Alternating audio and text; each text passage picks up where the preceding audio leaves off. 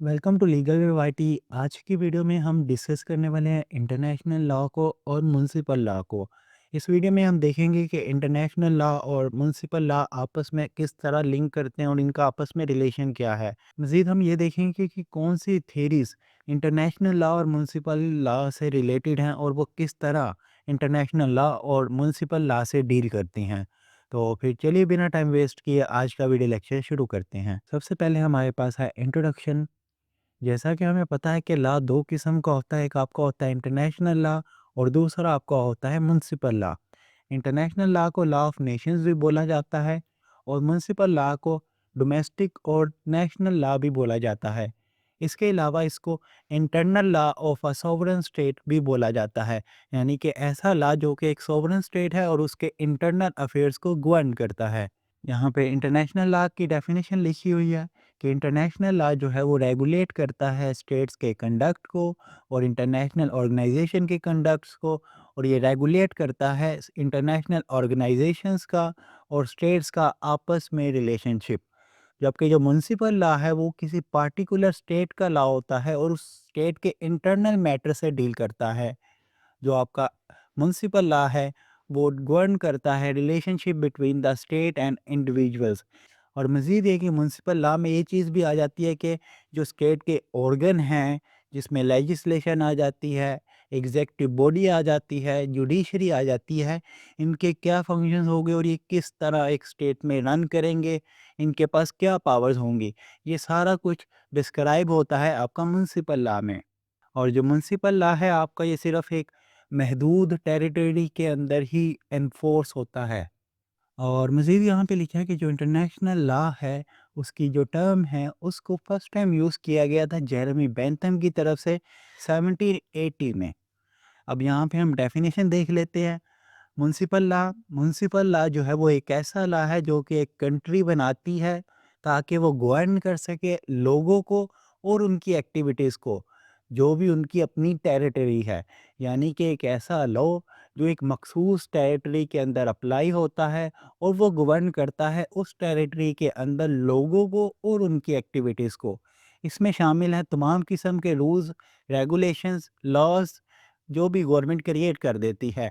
Laws जो होते हैं, जैसे कोई भी पार्लियामेंट एक एक्ट वगैरह पास करती है, उसके बाद उस एक्ट की इम्प्लीमेंटेशन के लिए, एनफोर्समेंट के लिए फर्दर रूल्स एंड रेगुलेशंस बनाए जाते हैं। तो ये सारा कुछ आपका आ जाता है म्युनिसिपल लॉ में। इसके बाद है हमारे पास आगे इंटरनेशनल लॉ। इंटरनेशनल लॉ जो है वो एक सेट ऑफ रूल्स है और प्रिंसिपल्स हैं जो कि गवर्न करते हैं कंट्रीज़ का रिलेशनशिप। और इसमें मज़ीद इंटरनेशनल ऑर्गेनाइजेशंस भी शामिल है, जैसे यूनाइटेड नेशंस हो गया, वर्ल्ड ट्रेड ऑर्गेनाइजेशन हो गया, और इसके अलावा मज़ीद जितनी भी इंटरनेशनल ऑर्गेनाइजेशन हैं जो इंटरनेशनल डिप्लोमेसी पे या इंटरनेशनल रिलेशन पे अपना इन्फ्लुएंस डालती हैं, वो सारा आप इंटरनेशनल लॉ में शामिल कर सकते हैं। तो यहाँ पे हम कह सकते हैं कि इंटरनेशनल लॉ ऐसे कवानीन हैं जो कि बताती हैं कि इंटरनेशनल लेवल पे मुख्तलिफ स्टेट्स ने आपस में अपना रिलेशन किस तरह गवर्न करना है और किन चीज़ों को मद्देनज़र रख के इंटरनेशनल लेवल पे लॉ को मेंटेन किया जाएगा। इसके अलावा इंटरनेशनल लॉ जो है आपकी ऑर्गेनाइजेशन जो हैं, जिनको international law non state actors बोलता है, उनसे भी डील करता है। सेकेंडरी जो सब्जेक्ट मैटर है इंटरनेशनल लॉ का वो नॉन स्टेट एक्टर्स हैं, जिसमें आपकी इंटरनेशनल ऑर्गेनाइजेशंस आ जाती हैं। उसके बाद यहाँ पे हमारे पास डेफिनेशन है प्रोफेसर एल ओपनहेम की, जो कि कहते हैं लॉ ऑफ नेशंस और international law is a name for the body of customary and conventional rules. यानी कि वो कह रहे हैं जो आपका इंटरनेशनल लॉ है ये ऐसी बॉडी का नाम है जो कि कस्टमरी और कन्वेंशनल रूल्स पे बेस करता है, which are considered legally binding by the civilized state in their intercourse with each other। जो इंटरनेशनल लेवल पे मुख्तलिफ स्टेट्स हैं जो सिविलाइज्ड हैं, वो आपस में कम्युनिकेट करते हुए, आपस में डीलिंग करते हुए इंटरनेशनल लॉ को फॉलो करेंगे। इनको उन पे बाइंडिंग कंसीडर किया जाएगा। उसके बाद हमारे पास दूसरी डेफिनेशन है जो कि तोरसन की है। वो कहते हैं the term international law means the body of rules of law which apply with in the international community और सोसाइटी ऑफ स्टेट्स। यानी कि इंटरनेशनल लॉ जो है इसका मतलब है ऐसे बॉडी ऑफ रूल्स जो कि इंटरनेशनल कम्युनिटी में अप्लाई होते हैं, इंटरनेशनल कम्युनिटी में लागू होते हैं। यानी कि इंटरनेशनल कम्युनिटी से मुराद कि कम्युनिटी ऑफ स्टेट्स, पूरी दुनिया में मुख्तलिफ स्टेट्स मिलके एक कम्युनिटी बनाते हैं और इंटरनेशनल लॉ उसी कम्युनिटी पे एप्लीकेबल होता है। जिस तरह बहुत से लोग मिलके एक सोसाइटी क्रिएट करते हैं, इसी तरह इंटरनेशनल लेवल पे बहुत से स्टेट्स मिलके एक सोसाइटी ऑफ स्टेट्स क्रिएट करते हैं। तो मेनली इंटरनेशनल लॉ का कंसर्न वही सोसाइटी है जो स्टेट्स मिलके बनाते हैं। यानी कि इंटरनेशनल लेवल पे तमाम स्टेट्स जो हैं वो इंटरनेशनल लॉ का सब्जेक्ट मैटर हैं। उसके बाद हमारे पास तीसरी डेफिनेशन है जे.जी. स्टार्क की। वो कहते हैं इंटरनेशनल लॉ में be defined as that body of law which is composed for its greater part of the principle and rules of conduct which states feel themselves bound to observe and therefore do commonly observe in their relation with each other। तो यहाँ पे जे.जी. Star कहते हैं ऐसी body of law जिसका बहुत बड़ा हिस्सा मुश्तमिल होता है ऐसे प्रिंसिपल्स और ऐसे रूल ऑफ कंडक्ट्स पे जो कि स्टेट महसूस करते हैं कि वो बाउंड है उनको फॉलो करें। और आम तौर पे वो स्टेट्स इन प्रिंसिपल्स को, इन रूल ऑफ कंडक्ट्स को फॉलो करते हैं एक दूसरे से डील करते हुए। और यही हमारी जो डेफिनेशन है जे.जी. स्टार्क देते हैं कि इंटरनेशनल लॉ एक ऐसा लॉ है जो कि ज़्यादातर मुश्तमिल होता है ऐसे प्रिंसिपल्स पे और ऐसे एक्सपेक्टिव बिहेवियर्स पे जो कि स्टेट महसूस करते हैं कि उनको फॉलो करें। और अगर वो फॉलो नहीं करेंगे तो जाहिर सी बात है क्योस क्रिएट होगा। तो इसीलिए मोस्ट ऑफ द टाइम और कॉमनली जो स्टेट हैं इन रूल ऑफ कंडक्ट्स को और प्रिंसिपल्स को फॉलो करते हैं जब भी वो आपस में कोई भी डीलिंग वगैरह करते हैं। उसके बाद इन्होंने ये मज़ीद एक्सप्लेन किया हुआ है, अगर आप इसको पढ़ना चाहें तो पढ़ सकते हैं। उसके बाद है हमारे पास यहाँ पे relationship between international law and municipal law. अभी तक हम सिर्फ इंट्रोडक्शन डिस्कस कर रहे थे, यहाँ से हमारा मेन टॉपिक शुरू होता है कि असल में इंटरनेशनल लॉ का और म्युनिसिपल लॉ का आपस में रिलेशन क्या है। इंटरनेशनल लॉ जो है वो गवर्न करता है relation between states and international organisations, ये अभी हम ऊपर भी पढ़ चुके हैं। म्युनिसिपल लॉ या डोमेस्टिक लॉ जो गवर्न करता है इंडिविजुअल्स को और इंस्टीट्यूशंस को विद इन द स्टेट। यहाँ पे इंस्टीट्यूशन का बहुत अहम मतलब है। इंस्टीट्यूशन का मतलब ये है कि स्टेट के अंदर जो भी इंस्टीट्यूशंस कायम किए गए हैं अंडर द म्युनिसिपल लॉ, वो भी इसी म्युनिसिपल लॉ के तहत ही गवर्न होंगे। अब इंस्टीट्यूशंस कौन से हो सकते हैं? मैंने आपको पहले भी बताया, आपकी जुडिशरी हो सकती है, आपकी एग्ज़ीक्यूटिव बॉडी हो सकती है, आपकी लेजिस्लेटिव बॉडी हो सकती है। ये मेन इंस्टीट्यूशन है किसी भी स्टेट के। अब मेन सवाल ये आता है जब इंटरनेशनल लॉ और म्युनिसिपल लॉ एक दूसरे के मद्दे मुकाबिल आ जाएँगे तो कौन प्रिवेल करेगा? कौन-सा लॉ अप्लाई किया जाएगा? इस सवाल का जवाब देने के लिए स्कॉलर्स मेनली 2 थ्योरीज़ को पेश करते हैं। एक है मोनोइज़्म और दूसरी है ड्यूलिस्ट थ्योरी। और इन दोनों थ्योरीज़ को अभी हम डिटेल में पढ़ेंगे। तो यहाँ पे हमारे पास है पहली थ्योरी जो कि है मोनिज़्म थ्योरी। इसका जो मेन कॉन्सेप्ट है वो ये है कि जो म्युनिसिपल लॉ है और जो इंटरनेशनल लॉ है ये दोनों एक ही लीगल सिस्टम का हिस्सा है। इनमें कोई भी फ़र्क मौजूद नहीं है। इनको हम सेपरेट नहीं कर सकते, ये एक ही चीज़ है। की पॉइंट्स हम देख लेते हैं कि both laws are not separate, कि हाँ ये दोनों जो कवानीन हैं इंटरनेशनल लॉज और जो म्युनिसिपल लॉज हैं इनको हम सेपरेट नहीं कर सकते। International law is not automatically applicable in a state. इसका मतलब ये है कि जो इंटरनेशनल लॉ है उसको आप डायरेक्टली अप्लाई कर सकते हो किसी भी स्टेट में। किस स्टेट में? जो मोनिज़्म थ्योरी को फॉलो करेगा। इंटरनेशनल लॉ जो है वो किसी भी स्टेट में डायरेक्टली अप्लाई हो सकता है, भले उस स्टेट की लेजिस्लेटिव बॉडी ने उसको ऑथराइज किया हो या ना किया हो। मगर शर्त ये है कि ये उस सूरत होगा जब आपका म्युनिसिपल लॉ में कोई भी रेमेडी अवेलेबल नहीं होगी, तो तब इंटरनेशनल लॉ की तरफ जाया जा सकता है। अगला पॉइंट है no need to convert international law into domestic law. इसमें किसी भी कन्वर्जन के प्रोसेस की ज़रूरत नहीं होती कि अगर आपने इंटरनेशनल लेवल पे कोई भी ट्रीटी को रेक्टिफाई किया है तो आप उसके लिए अब स्पेशल लेजिस्लेशन करो अपने डोमेस्टिक लॉ में उसको इंटीग्रेट करने के लिए। ऐसी इसमें कोई भी शर्त मौजूद नहीं है।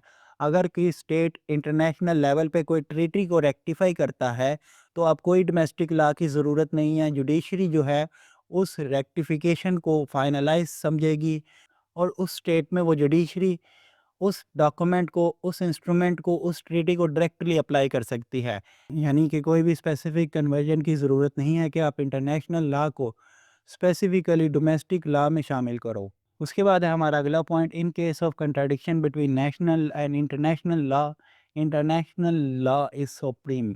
अच्छा, जब कंट्राडिक्शन आ जाएगी नेशनल लॉ में और इंटरनेशनल लॉ में, तो ऐसी सूरत में ज़्यादा प्रिविलेज जो दी जाएगी वो इंटरनेशनल लॉ को दी जाएगी, यानी कि इंटरनेशनल लॉ को ऊपर रखा जाएगा। इंटरनेशनल लॉ के बाद आता है आपका नेशनल लॉ, यानी आमतौर पे यही व्यू रखा जाता है कि इंटरनेशनल लॉ जो है वो प्रिवेल कर जाता है नेशनल लॉ पे, एक ऐसे सिस्टम में जहाँ मोनिज़म थ्योरी को फॉलो किया जाता है। तो यहाँ पे हमारे पास जो इस थ्योरी के मेन सपोर्टर हैं वो हैं जर्मन स्कॉलर्स, जिनका नाम है Martin N Moser. Hope so मैं इसको सही प्रोनाउंस कर रहा हूँ, तो अगर कहीं प्रोनाउंसिएशन में कोई मिस्टेक भी हो जाती तो आपने काइंडली उसको इग्नोर करना है। तो ये दो जो मेन स्कॉलर हैं, ये जर्मन स्कॉलर्स हैं, इन्होंने सबसे पहले इस थ्योरी को, इस आइडिया को सपोर्ट किया था। उसके बाद हैंस केल्सन आते हैं, जिन्होंने इसको बाद में ऑर्गेनाइज़ किया, प्रॉपर तरीके से एक्सप्लेन किया और इसको मज़ीद बेहतर बनाया, जिसकी वजह से ये थ्योरी आज के दौर में हमारे पास एक मॉडर्न वे में और एक सिस्टमैटिक वे में मौजूद है। ये मेन जो प्रोग्रेस इस थ्योरी में की वो थे हैंस केल्सन। उसके बाद है यहाँ पे हमारे पास एग्जांपल कि if a country rectifies a human right treaty, कि अगर कोई मुल्क है उसने किसी ह्यूमन राइट ट्रीटी को रेक्टिफाई कर लिया है, वो इस ट्रीटी को डायरेक्टली अप्लाई कर सकते हैं, अगरचे कोई भी स्पेशल लोकल लॉ क्रिएट नहीं किया गया इसकी इम्प्लीमेंटेशन के लिए, यानी कि कोई भी ऐसा कानून स्पेसिफिकली लेजिस्लेशन की जानिब से नहीं बनाया गया कि इसको अब इस तरह इम्प्लीमेंट किया जाएगा और ये हमारे डोमेस्टिक लॉ का हिस्सा बन गया, यानी लेजिस्लेशन का बीच में अब कोई रोल नहीं है। अगर कोई कंट्री किसी भी ट्रीटी को रेक्टिफाई कर लेता है तो वो डायरेक्टली एप्लीकेबल हो जाता है उस कंट्री पे। तो जो बीच में लेजिस्लेटिव बॉडी है जिसका मकसद कानून साजी करना है, उसका बीच में से रोल ख़त्म हो जाता है। इसी तरह customary international law and general principles of law can also be recognised and applied by the national courts, यानी कि जो आपके कस्टमरी इंटरनेशनल लॉज हैं, यानी ये ऐसे लॉज होते हैं जो इंटरनेशनल लेवल पे एक लंबे अरसे से फॉलो हो रहे होते हैं। एक लॉन्ग टर्म एस्टैब्लिश ट्रेडिशन होता है जिसको सारे स्टेट्स एक लंबे अरसे से फॉलो कर रहे होते हैं, तो वो होता है आपका कस्टमरी इंटरनेशनल लॉ। उसके बाद जनरल प्रिंसिपल्स ऑफ लॉ, यानी कि ऐसे प्रिंसिपल्स जो कि जर्नल हैं, जो तमाम सिविलाइज स्टेट और डेवलप स्टेट अपने स्टेट के अंदर फॉलो करती हैं, और वो सब में वो चीज़ कॉमन है। जैसे कि स्लेवरी जो है उसको प्रोहिबिट समझा जाता है, क्योंकि ये तमाम सिविलाइज स्टेट में, तमाम डेवलप स्टेट में बैन है। तो इसीलिए अब ये एक जनरल प्रिंसिपल ऑफ लॉ बन गया है कि जो स्लेवरी है वो किसी भी सूरत अलाउ नहीं होगी। अच्छा, तो अब जो आपके कस्टमरी इंटरनेशनल लॉज हैं और जनरल प्रिंसिपल्स ऑफ लॉ हैं, इनको स्टेट के जो नेशनल कोर्ट्स हैं डायरेक्टली अप्लाई कर सकते हैं। इसमें किसी भी रेक्टिफिकेशन की ज़रूरत नहीं है, किसी भी ट्रीटी की ज़रूरत नहीं है। मगर जहाँ पे कोई भी ट्रीटी वगैरह आएगा जो कि कोई मखसूस स्टेट्स के दरमियान होता है, वहाँ पे लाज़मी है कि वो चीज़ आपका स्टेट लाज़मी साइन करे और फिर रेक्टिफ़ाई करे, तभी आप उस ट्रीटी को अपने स्टेट में अप्लाई कर सकते हो। ऐसा नहीं हो सकता कि आपकी जो स्टेट्स की कोर्ट्स हैं, वो उस ट्रीटी को अप्लाई करी जाएँ, जो कि इंटरनेशनल लेवल पे कोई 2 मुल्कों के दरमियान तो हुआ है, लेकिन आपका मुल्क उस ट्रीटी में ना तो सिग्नेटरी है, ना ही आपके स्टेट ने उस ट्रीटी को रेक्टिफ़ाई किया है। नो डाउट ट्रीटी आपका इंटरनेशनल लॉ तो है, मगर ये ट्रीटी को वही स्टेट्स फॉलो करेंगी जिस स्टेट ने इस पे साइन किए हैं और जिस स्टेट ने इसको रेक्टिफाई किया है। अदरवाइज कोई भी नेशनल कोर्ट ट्रीटी को अप्लाई नहीं कर सकती अंडर दिस थ्योरी। अच्छा, उसके बाद हमारे पास क्रिटिसिज्म है इस मोनिज्म थ्योरी पे। अच्छा, जूरिस्ट जो है वो आर्ग्यू करते हैं कि जो इंटरनेशनल लॉ है और म्युनिसिपल लॉ है, ये दो अलग सिस्टम हैं। ये दोनों एक दूसरे से चेंज हैं, ये दोनों एक दूसरे से बहुत ज़्यादा फ़र्क रखते हैं। ये बहुत से जूरिस्ट आर्ग्यू करते हैं। इस थ्योरी का तो मेन आइडिया ही ये है कि जो इंटरनेशनल लॉ है और जो म्युनिसिपल लॉ है ये एक ही चीज़ है। मगर जूरिस्ट कहते हैं जो इंटरनेशनल लॉ है और जो म्युनिसिपल लॉ है ये दो अलग-अलग चीज़ें हैं। अब किन ग्राउंड्स पे ये कहते हैं? सबसे पहला ग्राउंड है सब्जेक्ट मैटर, कि जो मेनली इंटरनेशनल लॉ का सब्जेक्ट मैटर होता है वो होता है स्टेट। जबकि जो मेनली म्युनिसिपल लॉ का सब्जेक्ट मैटर होता है वो होते हैं उस स्टेट के इंडिविजुअल्स। यानी कि म्युनिसिपल लॉ का जो प्राइमरी सब्जेक्ट मैटर है जिससे वो डील करता है मेनली, वो होते हैं इंडिविजुअल्स, वो इंडिविजुअल्स जो कि किसी स्टेट में रहते हैं। जबकि इंटरनेशनल लॉ का जो सबसे पहला सब्जेक्ट मैटर है जिससे वो मेनली डील करता है वो होते हैं स्टेट्स। यानी कि पूरी दुनिया में जो स्टेट्स हैं वो इंटरनेशनल लॉ का सब्जेक्ट मैटर हैं। और अगर कोई स्टेट है उसके अंदर जो लोग रहते हैं वो म्युनिसिपल लॉ का सब्जेक्ट मैटर है। जब ये दोनों लॉज के प्राइमरी सब्जेक्ट मैटर ही मुख्तलिफ हो गए तो ये दोनों लॉज सेम कैसे हो सकते हैं। ये वो आर्गूमेंट है जो सबसे पहले जूरिस्ट की तरफ से दिया जाता है। उसके बाद दूसरा आर्गूमेंट दिया जाता है सोर्स ऑफ लॉ। वो कहते हैं कि सोर्सेज ऑफ इंटरनेशनल लॉ में आपके ट्रीटीज आ जाते हैं, कन्वेंशंस आ जाते हैं, इंटरनेशनल कस्टम्स आ जाते हैं, जनरल प्रिंसिपल्स ऑफ लॉ आ जाते हैं। जबकि म्युनिसिपल लॉ में आपके जो सोर्सेज हैं म्युनिसिपल लॉ के वो बिल्कुल अलग हैं। जैसे कि उसमें आपकी लेजिस्लेशन आ जाती है, जुडिशियल डिसीजंस आ जाते हैं। अब एक तरफ आपके जो सोर्सेज हैं उसमें ट्रीटीज है, कन्वेंशंस हैं, इंटरनेशनल कस्टम्स है और जनरल प्रिंसिपल्स ऑफ लॉ हैं, और दूसरी तरफ आपकी लेजिस्लेशन और जुडिशियल डिसीजंस है। जब दोनों लॉ के सोर्सेज अलग हैं तो ये सेम कैसे हो सकते हैं। तीसरा पॉइंट, डिफरेंट ओरिजिन। वो कहते हैं municipal law is made by the state to govern its internal affairs, while international law is created by the common will of two or more states through treaties or agreements। यानी कि जो municipal law है वो आपकी एक state की will है। यानी कि वो एक स्टेट की मर्जी है, वो जैसे चाहे अपने इंटरनल अफेयर्स को गवर्न करने के लिए कानून बना सकता है। मगर जब आप इंटरनेशनल लॉ की तरफ आते हैं उसमें एक स्टेट नहीं होता, उसमें दो या दो से ज़्यादा स्टेट शामिल हो जाते हैं, और वो दो या दो से ज़्यादा स्टेट मिल के कोई लॉ ओरिजिनेट करते हैं, कोई ट्रेटी के थ्रू, कोई एग्रीमेंट के थ्रू। जबकि जो आपका इंटरनल लॉ है वो एक स्टेट खुद भी बैठ के बना सकता है, लेकिन इंटरनेशनल लॉ में ऐसा नहीं है। आपको दो या दो से ज़्यादा स्टेट्स होंगे तो इंटरनेशनल लॉ बनेगा। यानी कि आपका म्युनिसिपल लॉ एक स्टेट की विल है, जबकि जो आपका इंटरनेशनल लॉ है वो दो या दो से ज़्यादा स्टेट्स की विल है। जब दोनों का ओरिजिन ही डिफरेंट हो गया तो ये दोनों लॉज सेम कैसे हो सकते हैं। चौथी बात, इग्नोर स्टेट सॉवरेनिटी। चौथा क्रिटिसिज्म ये किया जाता है कि जो मनीज़म थ्योरी है इसमें जो है स्टेट सॉवरेनिटी को इग्नोर किया गया है। इससे स्टेट की सॉवरेनिटी अफेक्ट हो रही है। किस तरह कि जो एक स्टेट है उसमें जो लॉ मेकिंग बॉडी है वो तो लेजिस्लेचर है, वो तो पार्लियामेंट है। जब आपने इंटरनेशनल लेवल पे कोई भी लॉ रेक्टिफाई कर लिया या आपने कोई भी इंटरनेशनल लॉ को डायरेक्टली कोर्ट्स में अप्लाई कर लिया, उसमें तो आपकी लेजिस्लेचर को ये चांस ही नहीं मिला कि वो उसको अप्रूव कर सके या रिजेक्ट कर सके। उसमें तो लेजिस्लेचर का कोई रोल ही नहीं है। जबकि एक स्टेट में सबसे मेन जो बॉडी या सबसे ऊपर जो बॉडी होती है वो होती ही लेजिस्लेचर है। जब आपने लेजिस्लेचर को इग्नोर कर दिया तो स्टेट की सॉवरेनिटी पे एक सवाल आ गया, क्या वो जो स्टेट है वो डायरेक्टली इंटरनेशनल लॉ को अप्लाई कर रहा है, बीच में जो लेजिस्लेचर है उसकी पावर जो है वो अंडरमाइन होगी। तो इस तरह एक स्टेट की सॉवरेनिटी को इग्नोर करते हुए इंटरनेशनल लॉ डायरेक्टली उस स्टेट में अप्लाई हो जाता है। ये था हमारा चौथा पॉइंट। या आप मज़ीद एग्जांपल भी पढ़ना चाहें, एग्जांपल आप पढ़ सकते हैं। उसके बाद हमारा अगला पॉइंट है not practical for all countries. ज़ाहिर सी बात है एक थ्योरी है, अब उसको हर कंट्री तो नहीं फॉलो करेगी। हो सकता है कुछ कंट्रीज़ ऐसी हों जिसको ये आइडिया ज़्यादा सूटेबल लगे, वो इस थ्योरी को फॉलो कर सकती हैं। हो सकता है कुछ कंट्रीज़ ऐसी इंटरनेशनल लेवल पे हों जिसको ये आइडिया, जिसको ये थ्योरी इम्प्रैक्टिकल लगे, तो वो हो सकता है इस थ्योरी को ना फॉलो करे।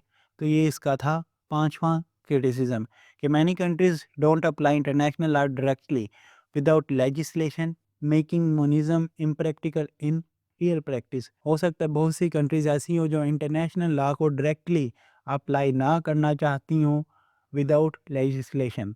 जब तक वो खुद लेजिस्लेशन ना कर लें तब तक वो हो सकता है इंटरनेशनल लॉ को अपने मुल्क में ना अप्लाई करें। तो इसीलिए ये थ्योरी हो सकता है तमाम कंट्रीज़ के लिए प्रैक्टिकल ना हो। उसके बाद है यहाँ पे हमारे पास दूसरी थ्योरी जो कि है ड्यूलिस्ट।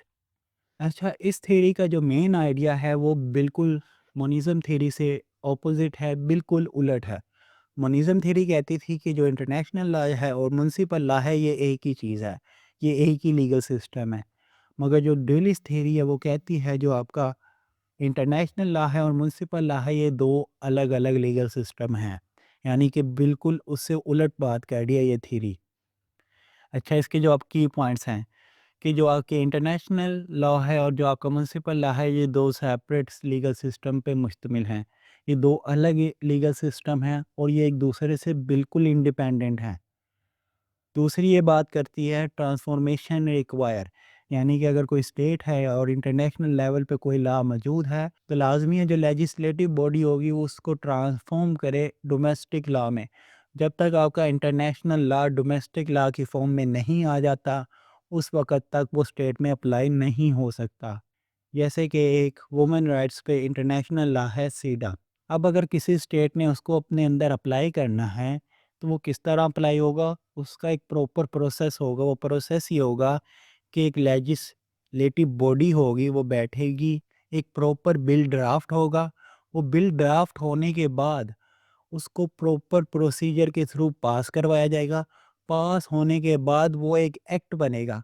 जब वो एक्ट बन गया तब वो उस स्टेट में एप्लीकेबल होगा। अब वो जो एक्ट बना वो सीडा के ऊपर बेस करेगा, जो कि वुमेन राइट्स की बात कर रहा था। उसमें वही तमाम बातें लिखी होंगी जो कि सीडा में लिखी होंगी, मगर इसमें लेजिस्लेटिव बॉडी का रोल आ गया। जिससे क्या हुआ, उसने एक ट्रांसफ़ॉर्म कर दिया इंटरनेशनल लॉ को एक डोमेस्टिक लॉ की सूरत में, और यही इस थ्योरी का मेन कॉन्सेप्ट है।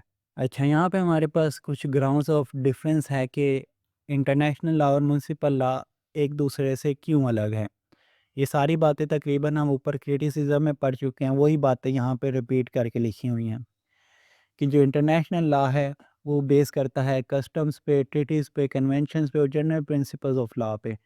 मगर जो म्युनिसिपल लॉ है वो बेस करता है कस्टम्स पे, लेजिस्लेशन पे और जुडिशियल डिसीजन पे।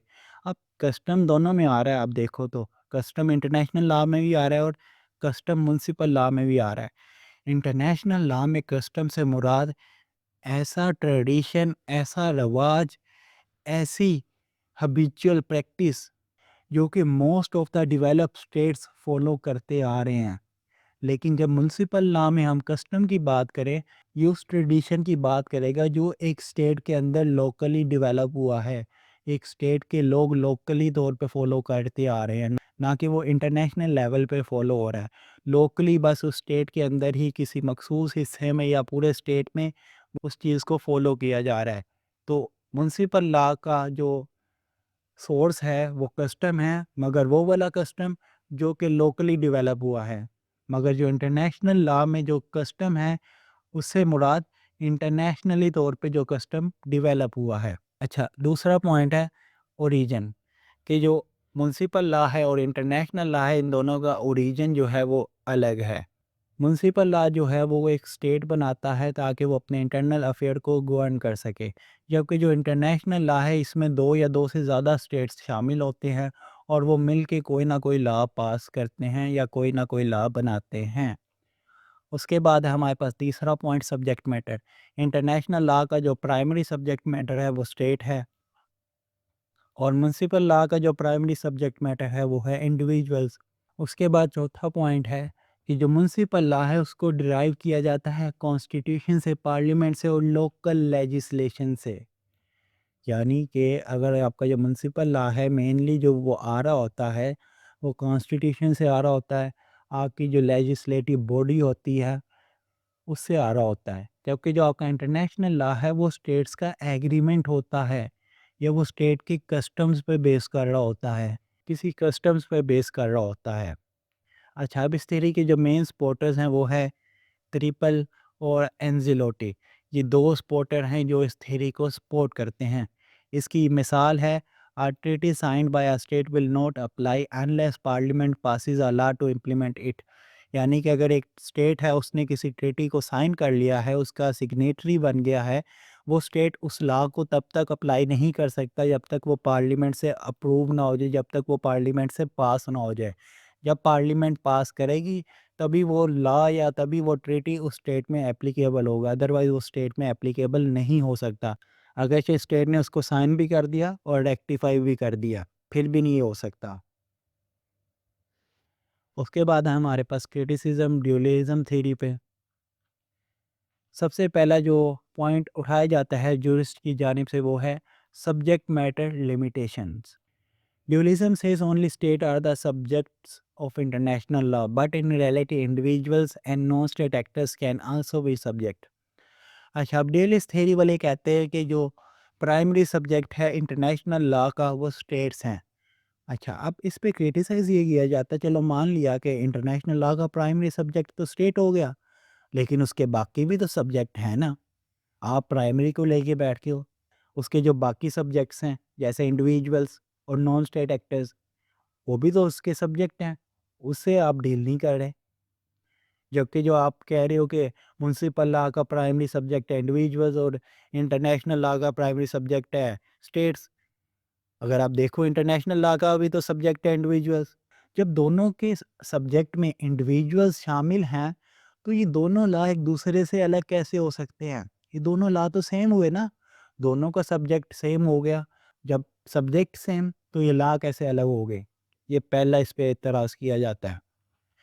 दूसरा, कस्टम्स कन्फ्लिक्ट। अब दूसरी बात जो उठाई जाती है वो ये है कि जो आपके इंटरनेशनल लॉ है और जो म्युनिसिपल लॉ है, आप कहते हो उन दोनों के जो कस्टम्स हैं वो अलग हैं। भले आपका कोई लोकली डेवलप कस्टम हो, की शर्त ये है वो लाजमी general principles of international law के मुताबिक होगा। अगर वो कन्फ्लिक्ट करता है general principle of international law से, तब वो वैलिड हो ही नहीं सकता, तब वो आपका म्युनिसिपल लॉ का हिस्सा बन ही नहीं सकता।